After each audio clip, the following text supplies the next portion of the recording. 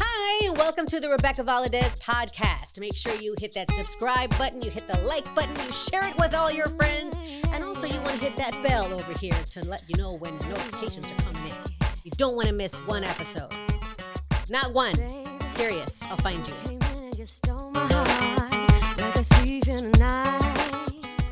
Hi, this is Rebecca Valadez, and welcome back to the Rebecca Valadez podcast. Today we have such an amazing guest, Gibby Velasquez, who really doesn't need an introduction. He is a, 17-time Grammy Award winner at this point? 16, 17? It's 16. It's 16? Well, Yeah. The 17th one hasn't made it to you in the mail yet? Well, the jury's still out. You have been in the music industry for, as long as I can remember, the name Gibby Velasquez has always been synonymous with guaranteed success. Really? Yeah, and you have, as a music producer, you have like your fingerprint on the majority of the absolute most successful songs ever to be released. I mean, you've worked with people like Selena, you've worked with Grupo Maz, you've worked with, would you work with David Lee Garza? Yes. You basically, if they've done If well. you think about it, everybody in this industry, in this genre. Well, everybody's tried to work with you. Yeah. It's not easy to get in, but everybody's tried to work with you. Tell me about the beginnings of your career, not just in Tejano music, but because you don't just do Tejano music. From your studio, you record gospel music, do all funk, R&B genres. stuff. Yeah. Yeah. Tell me about the beginning of your career. Did it just start with you beginning playing meaning- guitar? Meaning when I started getting into music, is that what you're asking me? Well, how Yes, did you transition when I was a from kid, I saw the Beatles. I wanted to do what they did. That was, in the early, mid-'60s, whatever, right? how long? I'm not going to ask how old you You're are. not supposed to say Okay. But as long as you say like, Yeah, no. I had a conversation with somebody about that. Don't say you know. Don't say Okay, so. Tú sabes. Say it like that. There you go. Hey, so I was real interested in music. I loved the guitar, and later on, as I got older, I went to a Catholic school. They needed people to play for the youth mass, and a buddy of mine played. And when they asked, "Does anybody play an instrument?" that guy raised his hand, and I said, "You play guitar?" I said, "Yeah, man. Can you teach me?" And he did, and the rest is history. Do you remember that guy's name? Yeah, Danny Cortez. Danny Cortez. Little Flower School, 7th grade. What do you think he's doing now? He still plays here and there, but everybody has their path. And could you today's imagine another day. being Danny Cortez and realizing that you were the guy who influenced Gibby Velasquez to be the guy you are today? Like it always, I get freaked out when I hear the stories of how it happened. That pivotal moment when you were like, I wasn't doing anything in music, and then suddenly you have a passion for something. Like, when was that moment where you realized you were going to start making money doing music? Well, let me see. Like day one, I'm $5. I'll play the guitar. I don't know, man. I had a paper route. That's how I bought my first guitar. And like, most everybody else, we all started playing with these little garage bands, right? Making a bunch of racket. And I had neighbors that lived around the block, and they had a band, and I could hear them practicing. So I would walk over there and go check them out. And I befriended these guys, and they said, "Man, you play all that rock and roll stuff, but if you really want to make some money here, you need to start playing this Chicano music, man." And, I kind of, I'd heard of it. My parents were big music. They are big music lovers. And so I was familiar with music, but I had never really played that style. So I got in with this one band, and we started doing this quinceañeras and wedding kind of deal there. And that's where the guy there started showing me about playing, these kind of chord progressions that, The Chicano chord progressions. Yeah. So that's where that was like in 1971. Yeah. So. I wasn't born yet. It wasn't that long ago. Come on.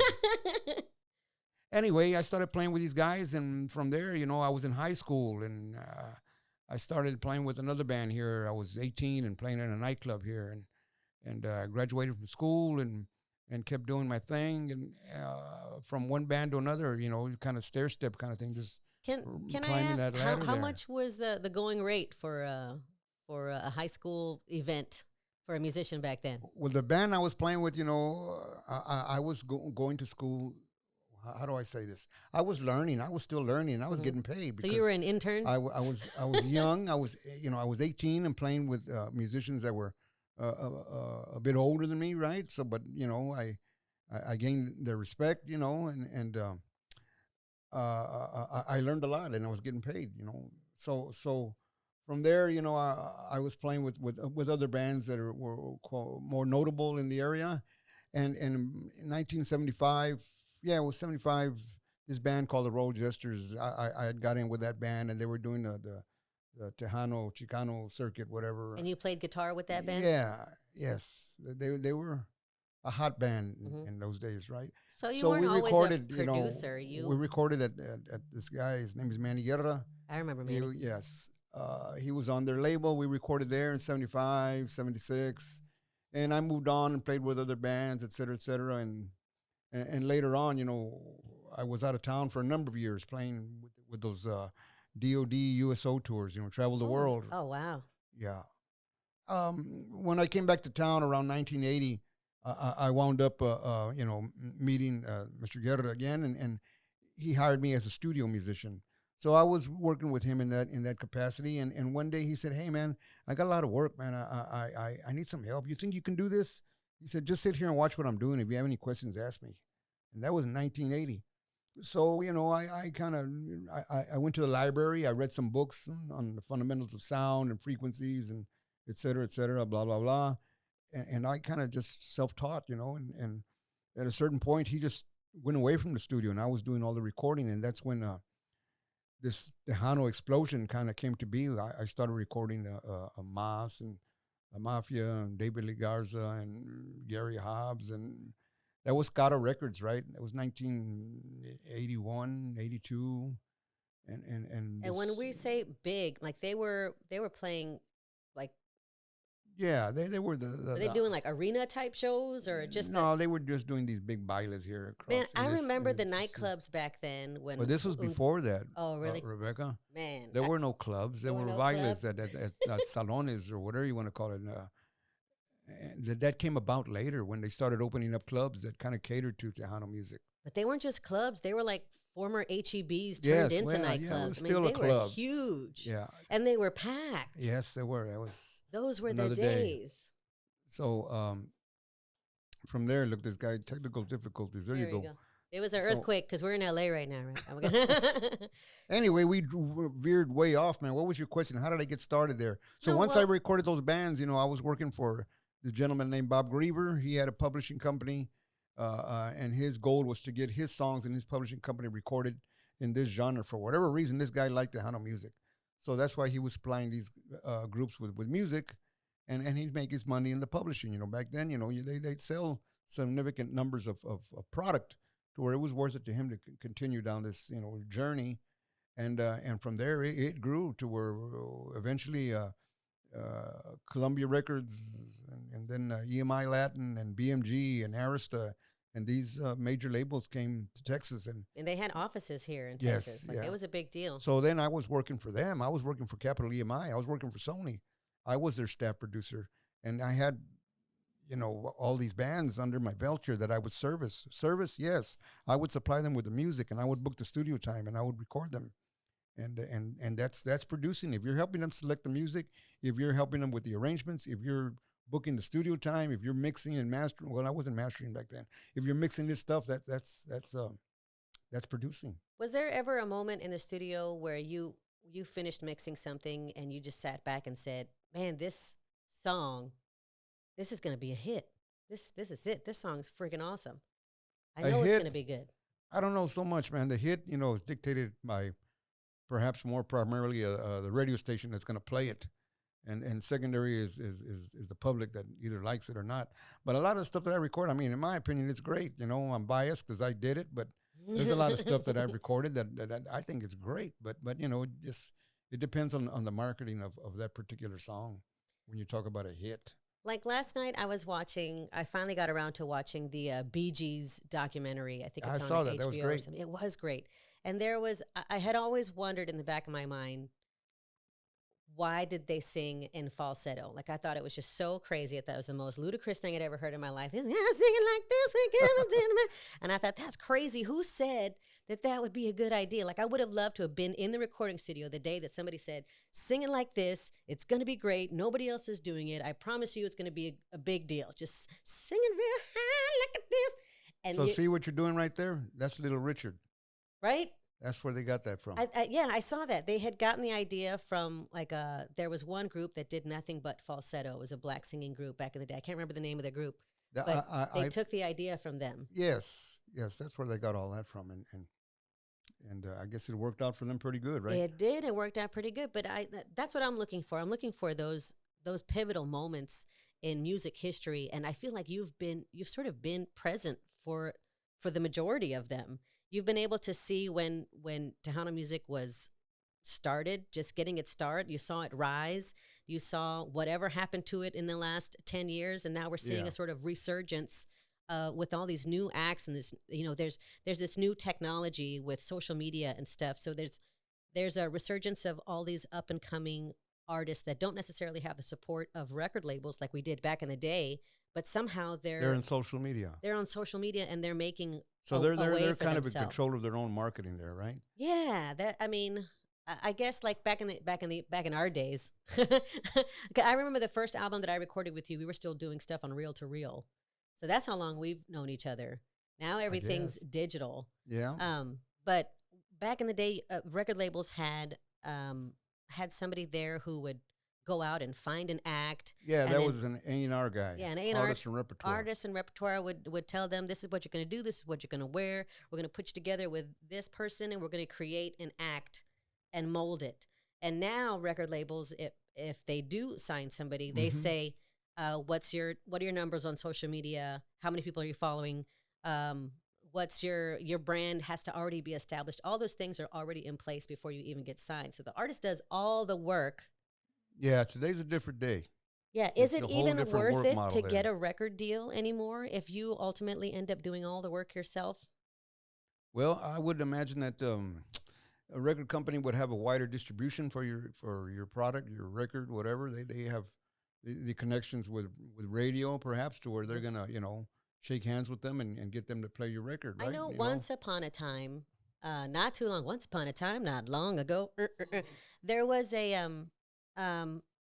few incidents where DJs sort of got busted for taking money under the table from record labels. I've never heard of that. I've only heard of one instance for sure that I know of.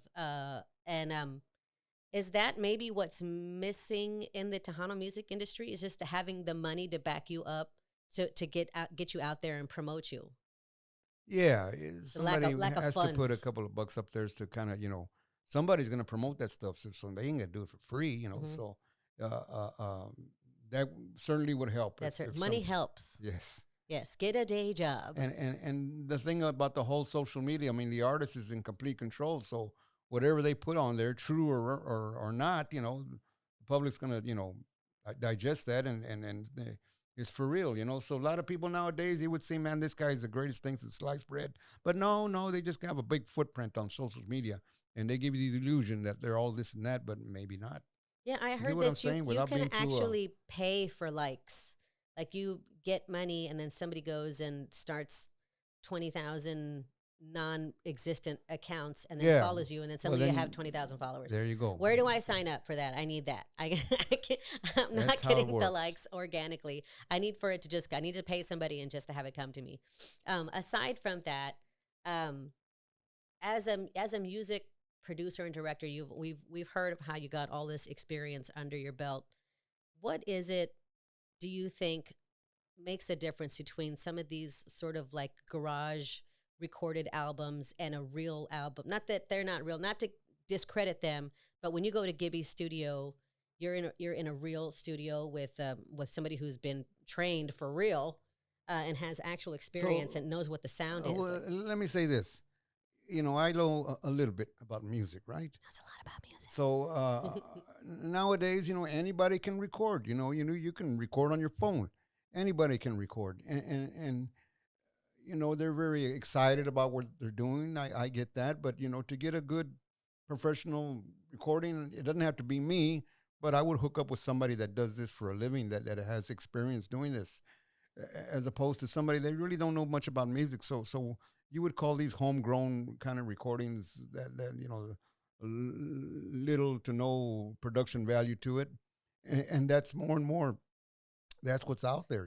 I Yeah. hear it and I say, man, that's if they would have done this or this, it would have made a much better production for their music. Do you That think? that again, listen with the songwriters. I get that people want to write their own stuff, but sometimes their message doesn't hit home there. It's a weak. They might need like a mentor to tell them that you're on the right path, but Yeah, let's hone they in need help. on the message because you didn't really get it across, and your songwriting skills just aren't there yet. And I think that's the problem is that nobody's telling them, Yeah, hey man, I wouldn't release that. and that's a slippery slope there because they want to do it on their own. I get that too, but in this genre of music, somebody from the outside looks at it and says, "Man, what a bunch of crap, man." Well, that's because these people aren't taking any direction. All that is kind of going by the wayside.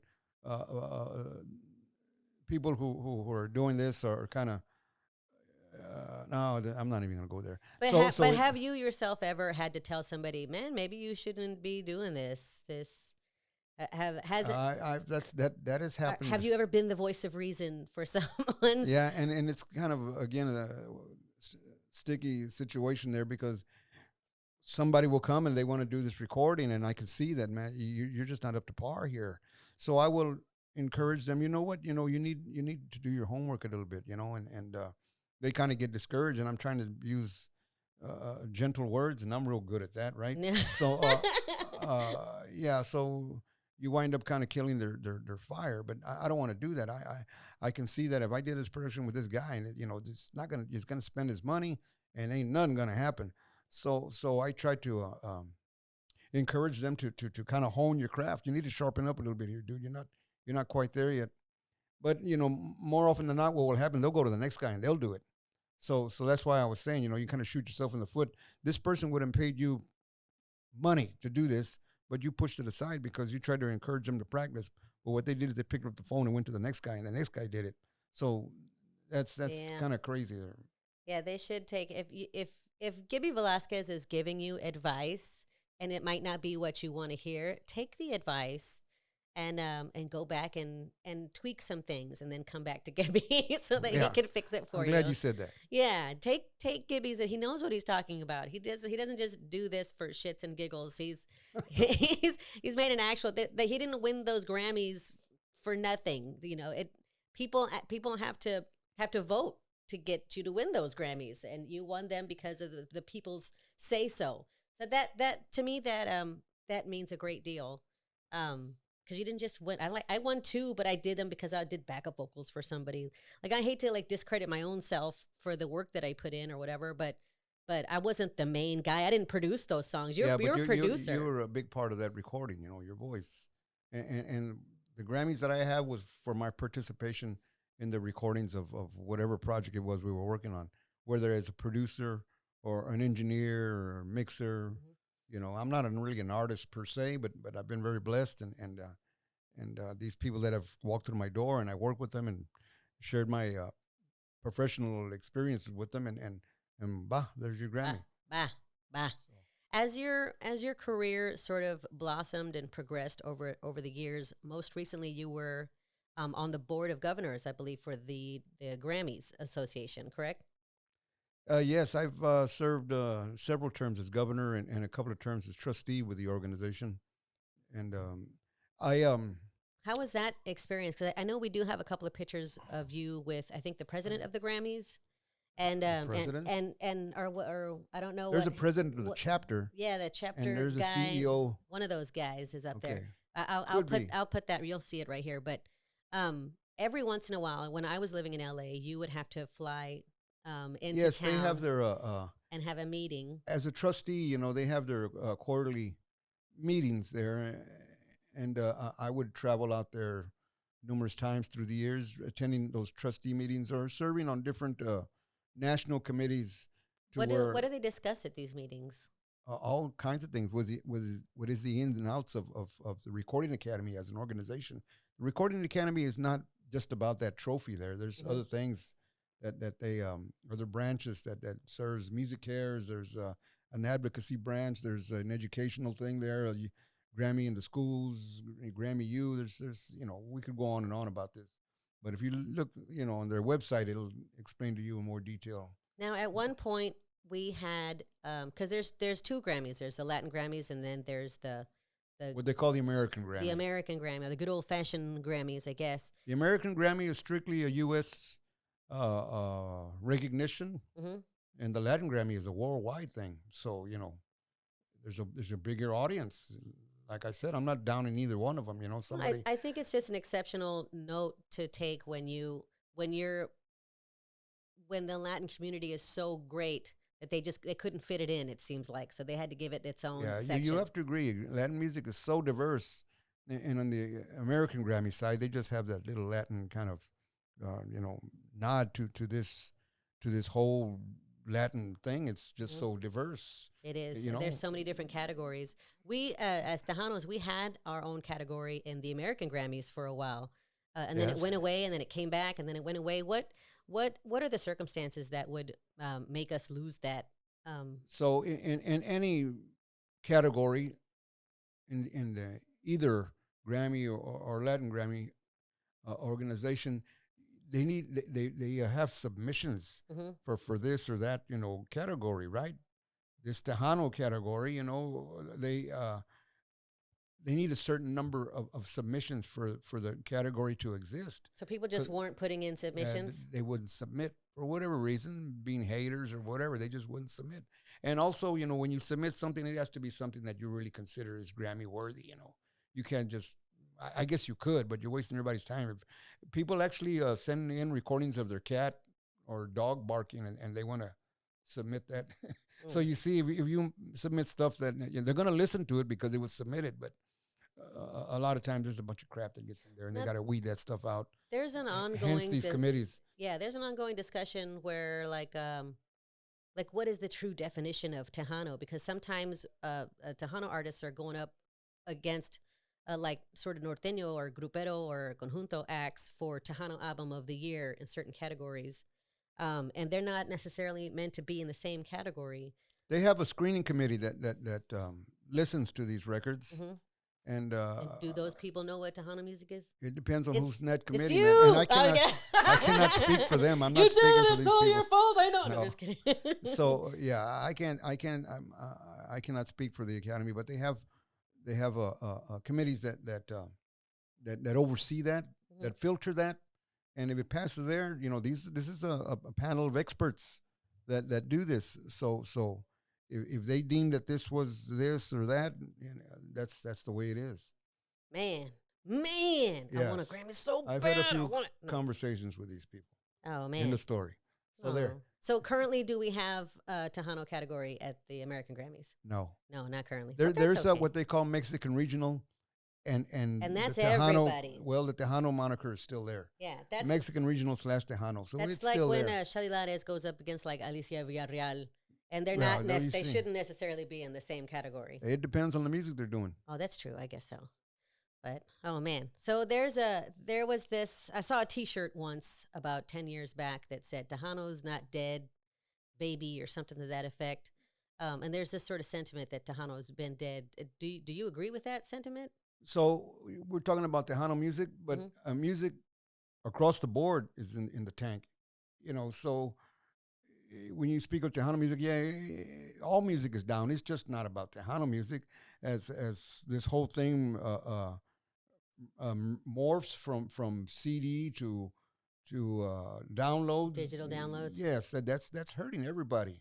So there's a new model out there that is not yet clearly defined as what's going to happen here.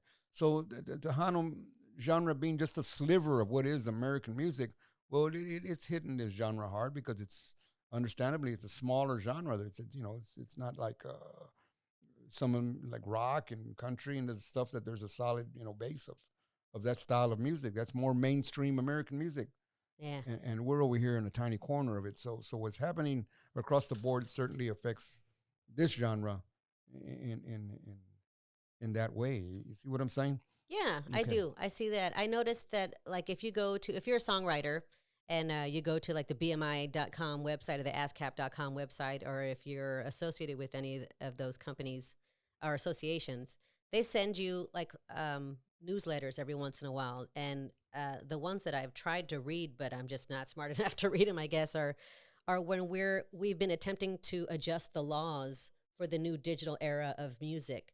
And I feel like that's such a weird slippery slope because every 2 seconds you're having to update something, Yes, and like I and said, then that we have to adjust the laws all over again. yeah, that whole movement is work in progress. Like recently, there was a new law put into place that says, like, if we're doing this podcast and we happen to feature, say, a news clip from CNN, we'd be in copyright infringement, and we wouldn't be allowed to do that, and we would be sued, and you could go to prison for doing that. If I played a clip of them on our YouTube, so there's all these intricate new laws that we have to follow, but they're not necessarily going out and telling everybody You can do it what if the you new get their laws permission. are. Yeah, but who knows how to do that too? I mean, and I think that's, I mean, it's a good thing and it's a bad thing. It's a good thing because if you take the time to learn the new laws, then you sort of legitimize your program. And if you don't, and you're just doing it for poops and giggles, then you can get you could get put in prison. Like there, That's not going to happen. well, it hasn't happened. I think they did it. I don't know the purpose of it, but I just don't know what those laws are. I would need to have a lawyer come and explain it to me in layman's terms. And I'd like to have that lawyer here on my show so I can explain it to all my listeners. But it's a steep slope when you're trying to do music just for the love of music, and you're having all these technical setbacks when laws are being changed. And not only that, but algorithms are being changed also along social media. So it's like you're trying to make a name for yourself, and you think you have like 5,000 followers on Facebook, and you think if you make a post that 5,000 of your followers are all going to receive that post, and then come to find like only 12 of them actually see it. So what's the point of having my 5,000 followers if I'm only speaking to 12 at a time? So yeah, I've heard about that. I understand that whole thing. Yes. oh my gosh. And then every time you think you caught a hold of what the new algorithm is, then they change it all over again. So that, to me, that's really that, like I said before, you're either legitimately trying to do it and you're keeping up with the algorithms, or you're just shooting a breeze and only 12 people are seeing everything that you're doing at any given moment. And that takes a lot of work. That what they're asking you to do on social media is just sit there and like and comment on every single friend so that they can see your stuff. I read this not so long ago that now, besides being a musician, you also need to be you need to know how to market your music to where You have to have a marketing degree. Yes, That because sucks. the I record don't company wanna, typically would do that I don't for want you. to concentrate on that. I just want to do Yes, music. music, yes, Just but you need to do this now also if you want to Nah, be I hate successful. it. I don't like it. I don't like that new thing. If in the future, do you think it would be a good idea for major record labels to come back to Texas and set up shop, or do you think their existence in As it our stands right now, I would doubt that they would come back because the numbers just aren't there. Music, you said music because you love it music. No, music is a business. yeah. And And right they're now there to make money, and that- they did. that business is so weird, and it seems like music right now, generally, especially during the pandemic, is all online. So if you don't know how to do all that online stuff, and if you don't have like either a record label with people like paid interns to handle all that crap for you, you're sort of screwed. Yeah. I guess so. Yes. You're sort of screwed, and it's a little bit disheartening, but it would be nice if like, I'm glad that you came on here today to sort of, we were able to discuss and break certain things down, because there's stuff that people just don't know. Maybe they've been doing something wrong this whole time and didn't realize it, or maybe they didn't realize they had to have a better attitude about their music and stop talking crap about other people. I talked about that on a podcast recently, where we realized that, like, your connections when you first got started, you were playing with somebody and you made friends, and then you started playing with these other guys and made friends with them. Before you know it, you started working for Manny Guerra and made friends with those guys. And before you know it, you were doing everybody's music. And then now here you are. You're basically like the godfather of La Onda. Well, okay. You are. So You should have like fairy wings, and you take your little scepter and you bless Tejano albums, and you get a #1 hit, and you get a #1 hit. Think. Yeah, So. the album that I worked with you on that was nominated for a Grammy. Oh, really? Yeah, Cool. it was nominated. That was the one time that I myself did a solo album. And Well, you would think we'd make another record, right? you would think that I can't afford you, man. Okay. I'm still saving. I have my Gibby Velasquez savings account that I keep adding in. One day I'm gonna be able to get back at there and do it.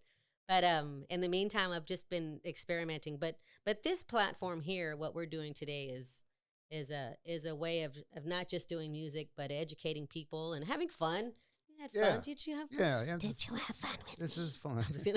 We played. I don't do a lot of this, but Well, you should. I'm happy to do this for you. I want you to do more of these things because I feel like you have a lot to teach people. And until you have your own like TED Talk or, I mean, you were giving people lessons out of Velasquez music for a while, right? Lessons? Or like No, not so much. People have asked a lot about lessons and like college credit stuff. Nothing. No interns. No interns. Do you have like a protege? A couple of those have come through my door, and they're doing their own thing there. You know, I hope I was able to impart something on them. But yes, people have come work for me and moved on. It's a normal kind of. Okay, last question. Selena was the biggest Tejano superstar ever to grace Tejano audiences. Is there anybody that has even an inkling of that in today's modern Tejano music? Any up and comers? Like, are you following Tejano music? I know you're busy. Like every time I call you, you're in the recording studio. I never listen to Tejano music on the radio. Oh, really? I just never do. I like a lot of things. Listen to a lot of talk radio, but I really don't listen. You know, once in a while I'll peek at it, see what's up there. But no, you mentioned Selena. Selena was definitely a talented, individual, and the way things worked in that whole, her dad had the band. He trained them. He was very strict with them, and finally EMI came and signed her up, and they pushed, they had marketed their agenda all so down. So are there then. others? Certainly, there's others that are talented in the same way. But everything happens for a reason here, and this happened, and this happened, and this happened, and she wound up there. For those things to happen again, you'd have to have the right combination, the perfect storm, so to speak. Yeah, that's like is there another planet Earth out there where the same circumstances? Yeah, where there's people that living. that was another time. Yeah. Today, radio again is so picky about what they play. If this whole Selena thing was happening today, it might not just work because their radio just doesn't, in my opinion, man, and who am I? But they really don't embrace Tejano music. They're just playing whatever they want. I had and noticed. Any new artist out there, it's a struggle to get them to play your music. Yeah. Like, what do you got to do? And in their defense, the people running those things, they have a boss somewhere is telling them what to play. They have this whole number system that I'm very skeptical about myself, but they have their own formula to where it doesn't really embrace new artists. You come and make a recording and you want to get it played, and it's a struggle. Yeah, and I feel like we're also struggling with our own identity as Tejanos musically, because like we'll play international artists on our radio stations, but the other radio stations won't play our music. Does that make sense? What do you mean other? Like a norteño station or somebody that there's a couple of groups that do plays crossover. Like internet, crossover type stuff. They hardly ever play our artist on their radio stations, but we play their stuff all the time. Well, again, that's the radio station chasing their numbers. There are certain groups that are what we would call quotation marks norteño groups, but they kind of the certain part of the Tejano audience embraces these groups, so they get played here. Like Intocable, they're both sides of the fence there. Michael Salgado is very much a Tejano kind of artist, but he also crosses over and gets airplay on the other side there. Mm-hmm. La Calma, there's a handful of groups there. Valle Pulido, Yeah, So Bobby deep in Mexico. He's doing all kinds of stuff yeah, down there. so there's a few artists that kind of cross that. And the big daddy is what's it, Ramon Ayala. Tejanos like Ramon Ayala, and that's the straight ahead norteño kind of groove there. Yeah, I think it's just a question of defining, like, there needs to be a definite definition of what Tejano is, and you can't really lock it down because we're so diverse Yeah, ourselves. There's so many different types of cumbias and different types of grupero and conjunto and everything, and it all falls into the same melting pot. And I really want to see it rise back to its glory, obviously, because I think there's a lot of really talented players and artists and songwriters, and I want to see them get heard, not just here, but everywhere. yes, Internationally. I agree. Yeah, so we're Gibby and I are going to work towards doing that. Dun, dun, dun, dun. So call us. No. But how much time do we have?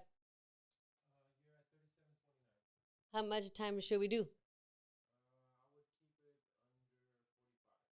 Ah, You were almost right there. yeah, I Let's got see. another 5 This minutes. was So. fun, right? I didn't like scare you or anything. No. I didn't like come at you. I said too many times. You No, know. you didn't. Okay. I didn't notice at all. Let's see what we got here. Let's go through. No, I already asked you that. Oh, I got a good question. Okay. All right. So I've been called out multiple times because I myself, I don't have like a serious music education. Like if you gave me sheet music and I had to just read it from scratch and go into a studio and record it, having never heard the song before, I couldn't do it because I don't read sheet music. Why don't you? I've been able to make a pretty good career Yes. despite that. How important is like a true higher education career in education in music? So let me say this: doing what it is I do, I'm not a real expert at reading music, but I know enough and do enough to where it works for me. And I think to myself, how can you do this if you cannot read music? If you're not really knowledgeable in music, you have to be. And if you don't know what the F you're doing. Mm-hmm. So there. Well, I feel when like I started playing, I was playing with some people that had gone to North Texas State, and there was a lot of peer pressure early on in my career to where I was really, they twist my arm to tell me, you really need to do this. You need to learn how to do this. And on my own, I kind of self-taught myself to read. Mm-hmm. I went to SAC for a little while and took some music courses there, but nothing really, what I learned for the most part, I did it on my own. Mm-hmm. Because you Whether haven't it's just reading been music or doing the whole studio thing I'm you haven't just been a producer, but you've been the music director for a multitude of music director. Whenever they had those, you're talking about those award shows and stuff that Mm-hmm. I've participated in. they Well, hire when you say and music then director, you hire yes, people. you get the job. So you're going to select. You're going to gather this music. You're going to talk to all these artists. What song do you want to play? What song do you want to play? So you put all this together, and since we're an orchestra, there was 20 plus songs, 30 songs. So you'd write out some chord charts to where it would make it easier to remember all of this music. Mm-hmm. And there, that came in handy. And then I would work with my partner to get the horn charts, and they'd put it together there, and that's. I think if you're going to play horns, you definitely need to be able to read sheet music. But even in what it is I do, playing guitar or rhythm player, you need to. It's a good idea if you would do that, and it's not difficult. If I could do it, then anybody can do it. Yeah, yourself, I've you been can't on, read. on I don't both see why sides you haven't. Yeah, I've had people tell me, that we've had like sheet music or lyrics, and they'd be like, "Get that shit out of your hand! You should know this song by now." Well, lyrics, I could understand that, but for as far as a melody, and you walk into a studio where they have that sheet music in front of you, why haven't you learned? It's not difficult. I'm not a good learner. I've been trying to learn how to speak Spanish for the greater number of 25 years, going on 25 years. To me, if you speak multiple languages, you have superhuman abilities. You're like Superman. I have tried multiple times to actively learn Spanish, and my brain rejects it. It throws it out. Get that, I don't get know. it out of here. You're I not don't- trying hard enough. Or I something. guess I've sat there. I've had the apps. I've tried the books. I went to a class, and I have a very extensive Spanish vocabulary. I just can't string the words together in a sentence, and it's very disheartening for me because people are like, what's the matter with you? You learn to speak Spanish, and I'm like, I've tried. It's like insulting me to my face because I literally can't learn it. It's like a disability for me. So when people make fun of the fact that I can't speak Spanish, I'm like, go screw yourself. I've tried. You try learning French. Go learn French. Learn French. And then when you're finished learning French, then you can yell at me to learn another language. I can't do it. Okay, then. Yeah, because you were brought up in two dual languages, correct? No, not at No? all. I didn't really learn speaking Spanish till I started doing this recording thing, and I'd record these groups from Mexico. So you're thrown into the lion's den right there. You need to do this now. So I think that's the yes. key is to practice it Yeah. with somebody all the time. You'd think since I married a Salvadorian that I would be speaking Spanish by now. So I took Spanish in high school, and I think I screwed that up, man. I flunked Spanish too in high school. I think I made a D. So I just barely made it in with my Spanish education. But yeah, that sucks. Yeah, because I had that question for you only because I know that you've been the musical director multiple times and like, would you hire somebody if they didn't necessarily read sheet music? Oh, yeah. In our world, few do. Mm-hmm. So, it's not really a handicap, but it would certainly help you if you could. Who in your opinion is the most underrated artist? You? Me? Yes. I'm underrated? I thought Absolutely. I was kind of man. rated all right. In my eyes, and I'm not blowing smoke here. Yeah, you are the best, Rebecca. You need to know that. Aw, And you all need to know that. She is. thanks. You said I'll give you money later. Just kidding. Thank you. I appreciate that. But besides me, is there anybody who's just like, wow, they're so amazing. I wish that they would just get off their butt or I wish somebody would give them a shot because I really have faith in that person. There's people out there, but right now you're asking me this question point blank, and nobody comes to mind here. I don't know. I'm gonna I have work to with have so you many back then people, next time. and I feel like if I mention somebody else will get a little Oh, butthurt there. So there. But as far as the best, that's you, and everybody out there would probably. If you don't agree, it's like, come on, man. So there. Thank you. I appreciate that. And I really do hope that we can continue to work together. I like being in the studio with you. He's very to the point that, like, if there are accolades that make somebody iconic,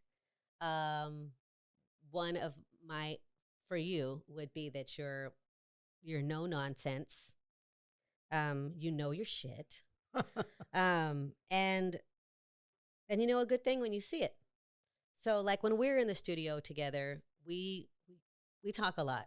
Yeah. Yeah. Like I feel like we've had this conversation multiple times and it never gets old, but then we get to work and we do it really fast because we both know what the hell we're doing. Yes. And then it's done and then we start sitting down Yes. and conversing That again. always happens when I work with somebody like yourself.